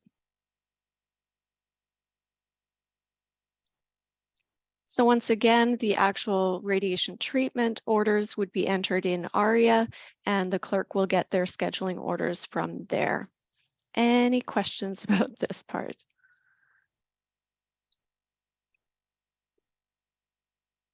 All right, I'm going to stop sharing so that Kelsey can show us just some quick scheduling steps.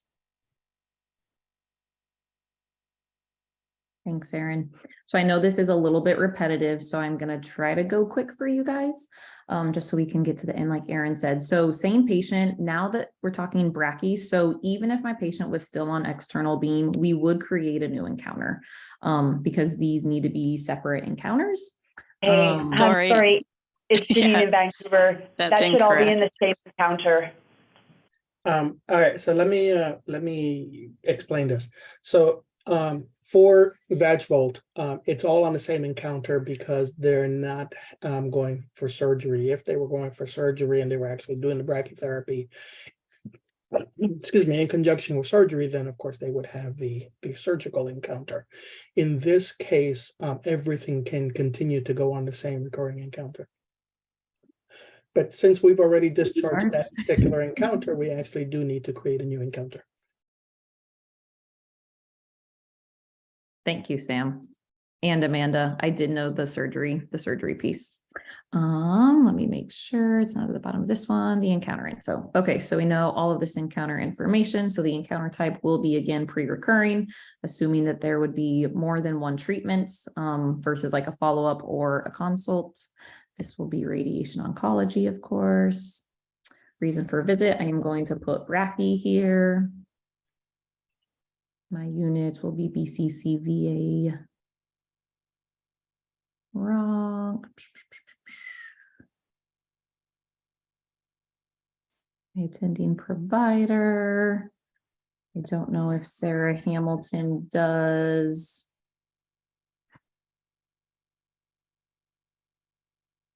Let's see. She must not do. That shouldn't matter. I'm just going to use test Alex. Sorry, guys. Test Alex. That should work. Then my estimated, I'm just going to do today and now again. Oops. Okay, and my oncology ready to treat date, same thing, demo purposes. I'm going just to do today and today for my requisition and my ready to treat dates. So I will say complete to create my encounter. There's my new encounter number. I will say okay. These are their future appointments again. That window pops up. We say okay. And now we can schedule our visits that are included with the brachy treatment. So for our appointment location, this will be the BCCVA. So the first thing, if they do their education in a specific spot, you can choose that accordingly. I'm just going to do Bronc, and hopefully this will all work out. The appointment type. I actually don't think that this is gonna, it does pop up. Okay, the patient education. Reason for visit, I'm going to put specifically brachy in here. Just so you can tell the difference if they were on both. Ordering provider. I don't think.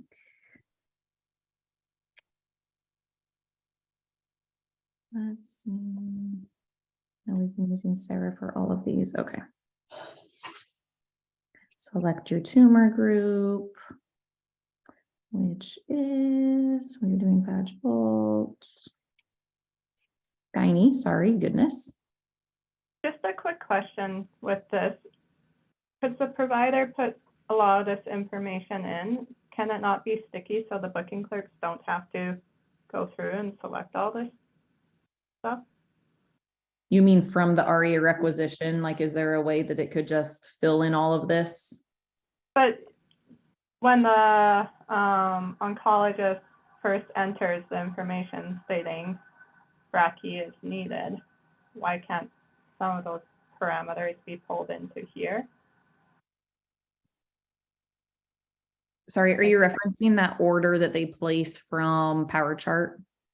Yeah.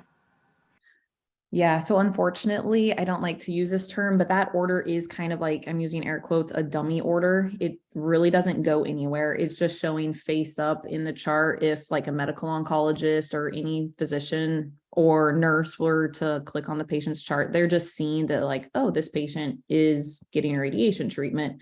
It doesn't actually go anywhere. So even if we made that order super smart, I don't think there's anything that could flow. Sam, you can. Yeah, I can help elaborate a little bit on this. Yeah. Because with radiation therapy, we're actually doing scheduling to orders as opposed to orders to scheduling. They're not actually placing brachytherapy orders at the time that they're putting in the clinical information. All of our information resides on the ARIA requisition itself.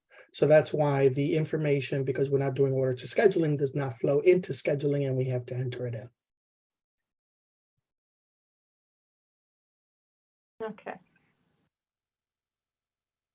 So I did keep going, nothing major to comment other than, so now that this is a brachy appointment and for the CT sim, I am going to, again, if you don't select these optional resources, it will just default to the first one. So you could put in a provider here, but what I really want to do is just comment on the physicist. So I'm just going to check this, and for whatever reason, I want my physicist to show up. So I'm going to put them in here.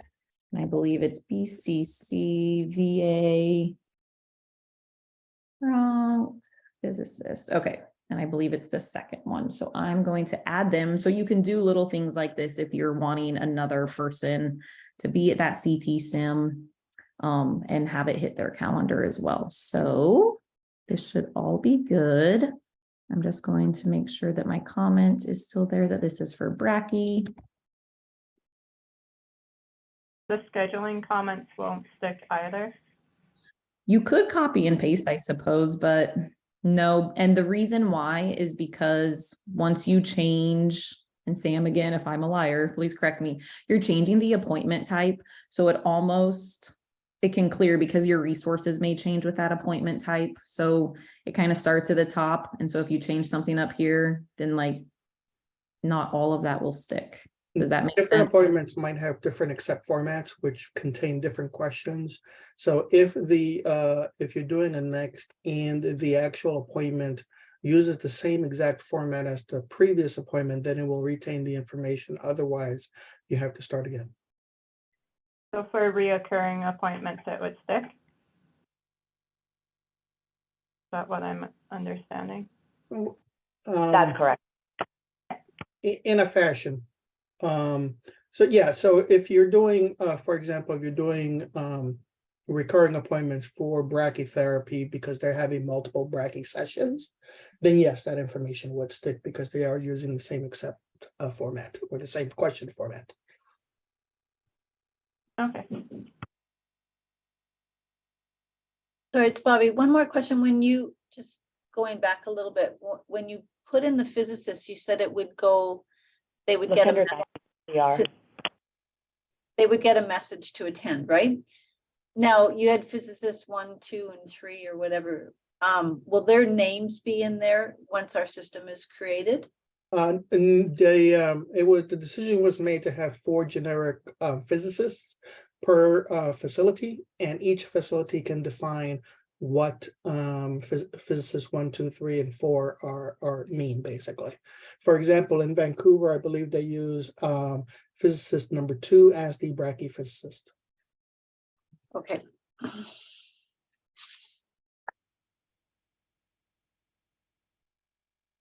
Sorry, guys, And you could see that I struggled to Just, find my sorry, type. just one thing to clarify. They don't get sent a message. They will look on their schedule. So then physics would go to their ambulatory organizer and see what is scheduled for them. Okay, so they have to go to ambulatory. Yeah. organization. Okay. Yeah. So you guys need to determine what appointment types you want to be able to book to those different physicists.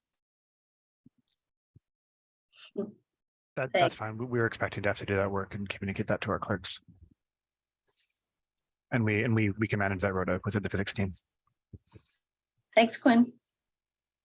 Yeah, the physicist is included in almost literally every appointment type. So it really comes down to what your work standard is related to that for each facility.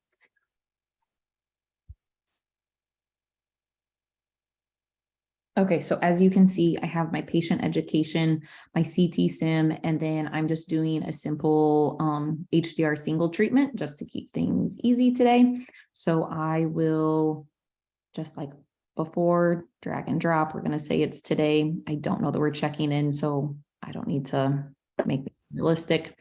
I'm just going to say, okay, all my books are happy.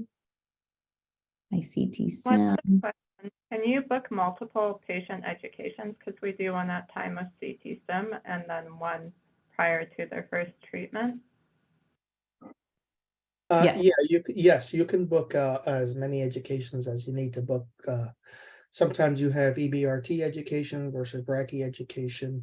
So yes, you can do that.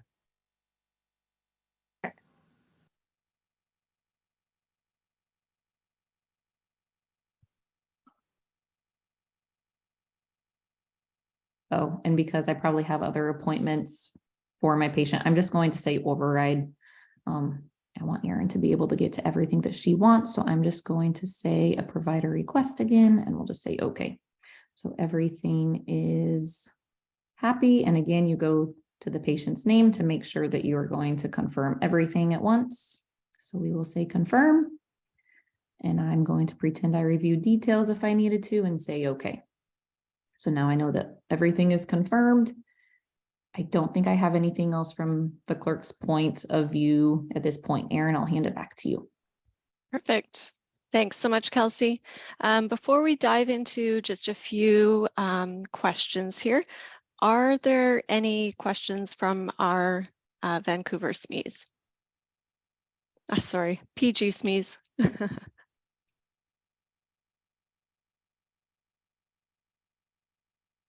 Okay. So as promised, we do have a few other questions for you guys. That concludes the demo portion of our presentation for today. And one of my questions I think has already been addressed, which is just regarding which appointments medical physics are currently second resourced for. So will we also be expecting a list for that, or will that be, I guess, communicated to Sam possibly? How do we need to approach that, Sam? However you want, I can drop you an email or whatever works for you guys. Okay, perfect. And this is Quinn, right? Yes, that's me. Yes, perfect. Okay. Sam, how do you prefer to cover it? Well, that's a good question because I was going to be covering this on Friday. Or CT with contact who sees patients first. Yeah, I have so basically what I needed to understand is for radiation therapy, how when they're doing contrast and stuff, how they're where they're seeing the patient and so forth. But if we want to go past this, I have an entire slide devoted specifically to CT booking. Okay. And I'm sorry, Sam, I left that question. I actually approached the question of appointments that medical physics are second resourced for. So will that be covered as well on Friday? Yeah, pretty much medical physics is resourced to literally everything. It's an optional resource, and it's more of a work standard as to when and where they want to apply it. Okay, so maybe we don't need direct feedback upfront from Prince George at this time. Yeah, I also have a question. What about our ROs? Because for SABR and FSRT treatments, they are second resource too. So is that being catched in your Yes, I will be covering all of that on Friday with the scheduling piece. I go a lot more detail in my demo related to the actual scheduling of radiation therapy and all the optional resourcing that you can do. So yes, you can second resource a provider to a EBRT treatment session if needed.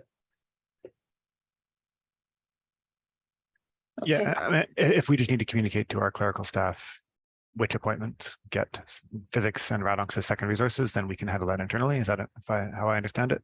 Correct. Sound good? All right, thanks so much. Next question there is, do you currently use a treatment document to track the patient's treatments?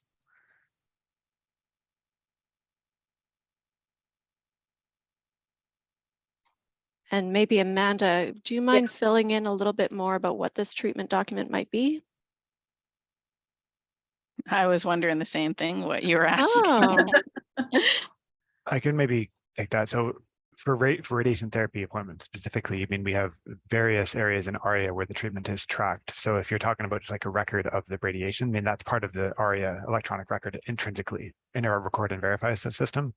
We also have technical documents that we use to kind of, from a day-to-day communication of technical aspects of the patient's treatment. We have, within the ARIA ecosystem, there are lots of places where this is tracked. right. If that's what you're asking. I think this question might have come from wondering if there's any paper documents that are tracking the treatments. I'm not sure now anymore, actually, to be honest. We don't have paper documents here. We're all electronic. Okay, all right. And one more slide, requirements gathering. So we're just wondering, first of all, do you have a fax number for radiation therapy? And maybe we should get that fax number. It would be with our booking clerks, the RT booking clerks, so we could get that number. Okay, perfect. What kinds of documents get faxed out and are received? That's a big question. This is Rochelle, clerical supervisor. Incoming would be maintenance list for any of the RT review appointments. Okay. Are printed, they're sent through automatically. I mean, they generally use the fax machine to process orders, send out requisitions, lab, x-ray. Bobby, do you have anything that auto prints into that printer? Yeah, our RTT dates, all that comes in on Fridays. But I don't know provincially what they're going to do for that. So right now but that definitely comes into that fax machine in the booking office. Okay. Amanda, can you correct me if I'm wrong, but is there an RTT date report? The reports, yeah. So the reports are through Discern, and so they're not sent to a fax machine or to an email anymore. You have to go into Discern reporting, and we can set up something separate with Bobby Sue to go over that. Okay.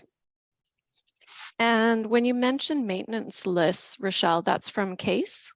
Are those generated through CASE? Okay. Correct. When a secretary blocks out a doctor's schedule, the radiation reviews automatic, the maintenance list prints to the radiation fax machine. Okay. Okay, that makes sense. Does anyone on my team have any more questions related to faxing?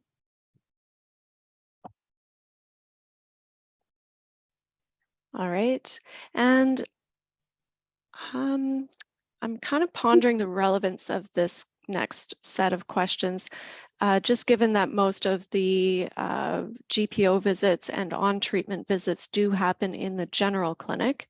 I think we'll be covering it there, but if anyone on the line is able to comment on whether or not orders are written within the radiation department. No, not that I'm aware of. orders might be written by the RAD onto our patient's hospital charts occasionally. Okay, yeah. And another question is, are Cerner going to be able to communicate with the Cerner over at the hospital, or are they completely different softwares that won't be able to communicate? Yeah, unfortunately, they don't communicate. So orders that the doctors currently write on the patient's chart for the hospital would still be written on the chart there. And do you have view-only access to their Cerner system?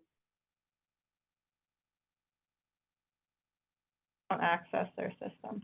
We can only view It is image. it is view only for the clerks Okay. and doctors.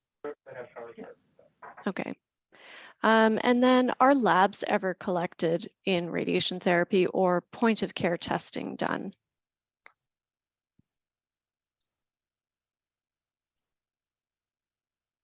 Again, quite possibly not, since the treatment visits occur in the general clinic area.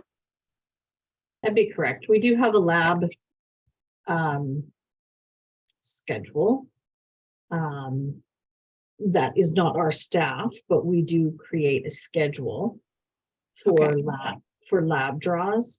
And if it was outside of, because they stop at 1 o'clock, sometimes the nurses in general clinics might take blood.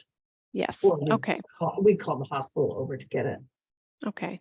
And we'll be dealing with those questions in more detail in the general clinics discussions, as well as another session with the lab, just to sort out what that scheduling will look like in Cerner. So just for everyone to know that that will be happening.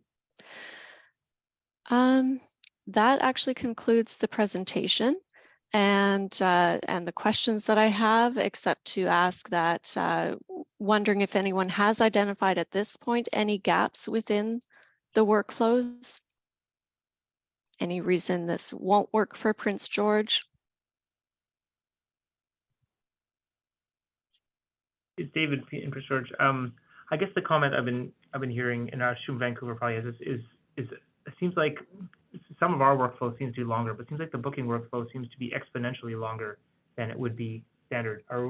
How is Vancouver handling that, and is there increased staffing budget and stuff for this, and how are we doing with hiring for this anticipated increase in workflow or workload? David, there was extra positions created. They have not been filled. And we're going forward as is. Right, okay, I did hear a rumor that potentially it was. I didn't know if that was, okay, that's the state of it, okay. There was a lot of extra work for the clerks in Vancouver. So it's Janine again. The initial booking for patients to treatment units is done by either me or whoever's sitting at the assigning desk, whatever radiation therapist is doing that. And then the clerks are booking the subsequent treatments and the VINIs and all the PRs and all that kind of stuff, the patient review appointments.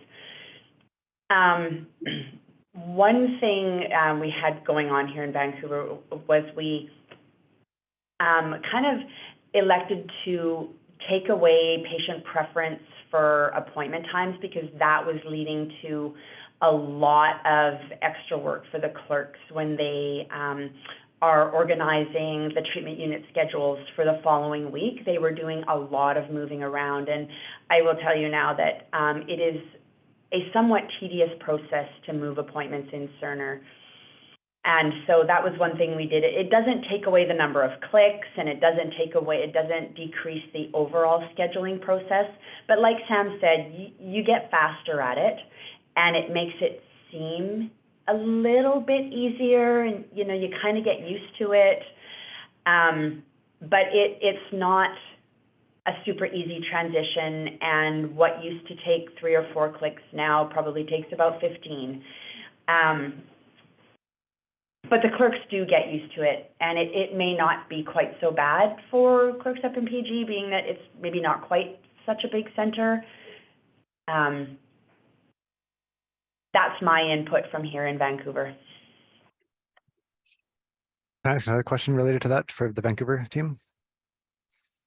Go ahead. So for your workflow, how do you manage when you need to just change an appointment like in flight for a patient because I know you have a replan scheduled, you need to like push them back to the afternoon or something like that?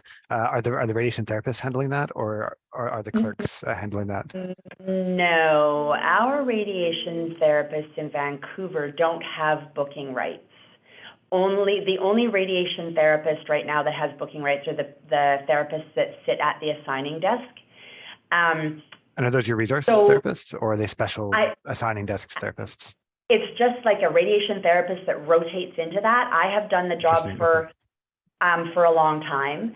And I'm a Brachy resource now, but I kind of have sort of an assigning resource role as someone to answer questions because I have so much experience with booking the patients. But if something needs to be moved on the fly, it's either the person at the assigning desk, if somebody, a physicist or a rad onc or somebody contacts that person, or they'll contact the treatment unit booking clerk, because we do have 4 or 5 treatment unit booking clerks that are responsible for kind of the day-to-day booking of patients' treatments.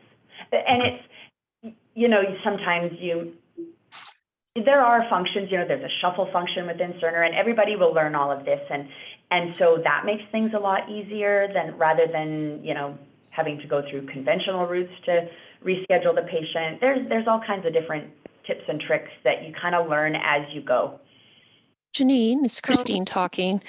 So I did reach out to the resource therapists in Vancouver, and they do use it when like a machine is down or something. They are able to move patients' appointments around as well. So not just Sorry, assigning. I forgot about that. I totally forgot that the resources in Vancouver all have scheduling rights as well. And you're correct. I totally forgot about that. So Bobby, it's the intent that our resource therapists will have booking rights here at Prince George. I think that should be the case, and you should push for it, push hard. Yeah, they use it a lot. It's really, it really helps in Vancouver is my understanding, So is that a conversation I have with Tammy then? Yes, and I would not back down on that. And I would stress the extreme importance of the resource therapist having scheduling rights. Don't back down. Okay. So, will the resources here, Dave and I, be included in the scheduling sessions so we know how to properly move patients and book them? Because that's basically half my job, especially when machines are down or we have to. You should for sure be included. In Vancouver, it was an afterthought to have assigning the assigning radiation therapist. And so we went through the training, but we didn't get the same, right at the time training as the clerks did. So I would say that you guys should be in on those training sessions that are happening and see as many of them as you can. So who will send us the invites to attend those training sessions? It's Erin here. Sorry. Just in the interest of time, I'm just looking at the clock here. Jocelyn, are you asking about the Friday sessions with Sam? It sounds like we should be attending those, I think. So those sessions are more of a requirements gathering. So looking at how the scheduling will be done in Cerner. Sam, I'm not sure if you think there's value in having additional folks there. It is very scheduling specific. Yeah, it's very scheduling specific. I mean, anybody who wants to come is definitely welcome to come. It definitely will be focused on resource gathering related to scheduling specifically. I think it would be a good idea to have all users giving their input. And I'm saying this from more of a brachytherapy point of view, in that, again, brachytherapy could have benefited from the chance to give our input way earlier in the process. So I think that even though they're not learning right now how to do it, but to give input on what their needs might be, I think would be helpful. Sounds good. Can I just scheduled daily. So I think I would want my input taken into consideration. Definitely. We'll make sure you get an invitation then, Jocelyn. Thank you. Thank you. Thanks for And that. Dave as well. David Morris as well. And David? Okay. All right. So I'm sorry that we are going over. You have another comment? Sorry. Oh, sorry. I thought, yeah, good. I thought we were booked till. Okay, never mind. No. Oh, just that we have to push really hard and not back down. I mean, is this not the meeting where we can say, please include us? And why do we have to fight for something that's obviously a really good idea? If everybody agrees it's a good idea, why do we have to fight for it? I don't know. We had to fight in Vancouver. So just speaking from a CST perspective, it's a lot to do with the added training, and so it does become an operational decision for your site to make as far as who gets the additional training outside of those who would sort of normally be planned to get that training. And I'm sorry, I missed the last comment. Sorry, I think it's not just like assigning right with like a single button that ticks like his rights. It's all the other things that go into the training part is the push. Okay, I get that. Okay, perfect. So yeah, the bigger discussion around who will get booking rights, that will be something that is yet to come. But we can certainly in the meantime still send the invites to you, and Kelsey has indicated that she'll do that. So thanks very much, Kelsey. Thank you. I included my email address in the chat there, just so that I could get the couple of documents that are that we talked about. So the OmniPake list, as well as I believe you called it a contrast checklist, if I'm not mistaken. So I've already received the ARIA list, so I'll send it to you as well. Okay, perfect. Were there any other parking lot items or things that we need to consider for future sessions? That's a big question, I'm sorry. We will be talking about scheduling on Friday. Your leaders will be talking about whether or not radiation therapists can get scheduling rights, and those conversations will be happening. Another question, with scheduling rights, say someone goes on mat leave and there's someone else replacing them, is it easy to get the new replacement right for scheduling, or say someone transitions to a different role? I mean, I guess that replacement would need to go through the education first in order to be provisioned with that position. Changing positions. Education. So the scheduling position is a separate position that requires all the different learning hub that a clerk would have to do. And so if you were transitioning, they would have to do the same learning that was required. So it's not a quick switching over. They do have to do all the same training.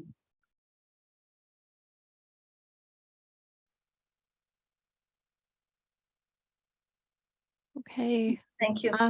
Yeah, you're welcome. Okay, well, just a special thank you to everybody who was able to attend today. Thanks so much for giving your time, and a special thank you to the SMEs from Vancouver Centre, and thanks so much for your feedback. It's really helpful to help inform this whole process. So without further ado, just, yeah, big thank you, and I hope everyone has a good rest of their day. You too. Thanks. Thank you. Thanks. Thank you. You're welcome. Thanks, Erin.